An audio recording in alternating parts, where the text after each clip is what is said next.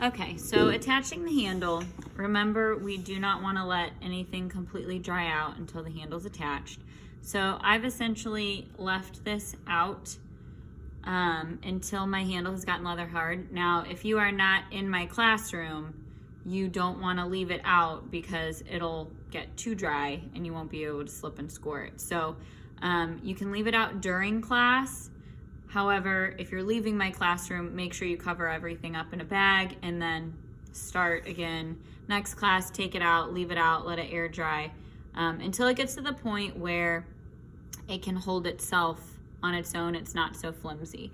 So once you get to that point, you want to kind of test it out, see if that's going to look good, okay? And by putting it on there, it'll kind of mark where you need to slip and score.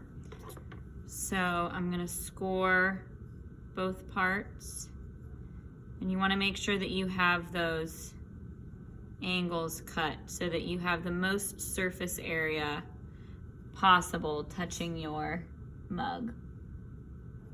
So I'm going to score my mug, also score my handle. I need to slip.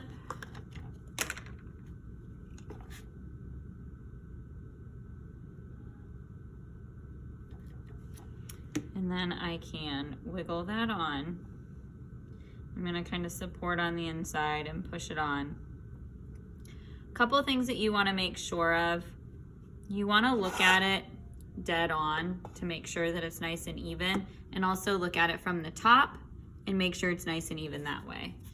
Okay, so you want to straighten it out so that, you know, your handle doesn't look like that or something.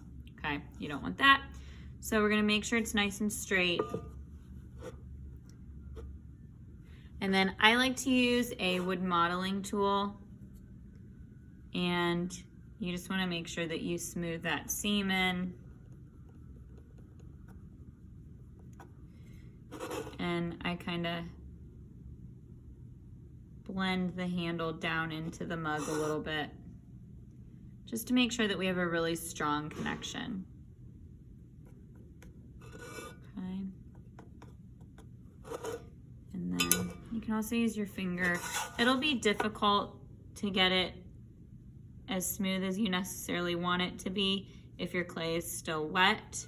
It shouldn't be super wet at this point, since we had to let everything dry a little bit so that the handle would stay where we attached it. Okay, so I'm going to take some time to smooth. And then once this dries even more, I would go with a paintbrush to get into the crevices to make sure that everything is as straight or as smooth as possible.